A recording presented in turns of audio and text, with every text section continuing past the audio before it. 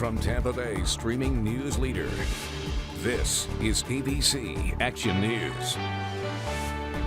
Hello, I'm Wendy Ryan. Chief Meteorologist Dennis Phillips has Florida's most accurate forecast in just a moment. But first, here are your ABC Action News top stories. Major news coming out of Tallahassee today, the state banning the teaching of critical race theory in our schools. A proposed new rule said teachers, quote, may not define American history as something other than the creation of a new nation based largely on universal principles stated in the Declaration of Independence.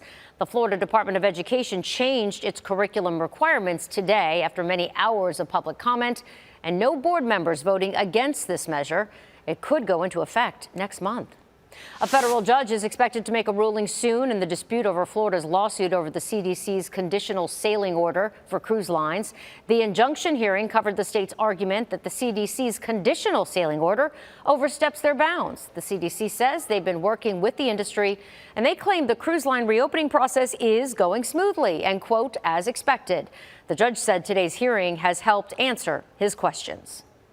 A blue-green algae bloom around Manatee and Sarasota County waters could be linked to the spill at Piney Point. Blue-green algae naturally grows in southwest Florida waters, but scientists say an excess can cause a release of toxins that hurt humans and cause fish kills. Scientists believe the blue-green algae, currently growing at an alarming rate in Tampa Bay, could be the result of the polluted wastewater released from Piney Point in April. Universal Studios in Orlando just opened their newest ride to the public, the Jurassic World Velocicoaster. It's the state's tallest and fastest launch coaster, and it's based on the Jurassic World franchise. And now here's Chief Meteorologist Dennis Phillips with Florida's most accurate forecast. Dennis? How you doing, everybody? We had an onshore flow develop on Thursday. That means some showers around the beaches late morning, early afternoon, and then everything moves inland later in the day.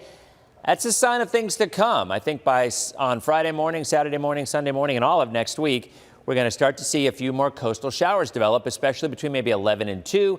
And then the heavier rains will be across those inland spots by later on in the day. That forecast kind of holds up until the end of next week. The difference is more moisture to work with early next week means higher rain chances. The timing won't be any different.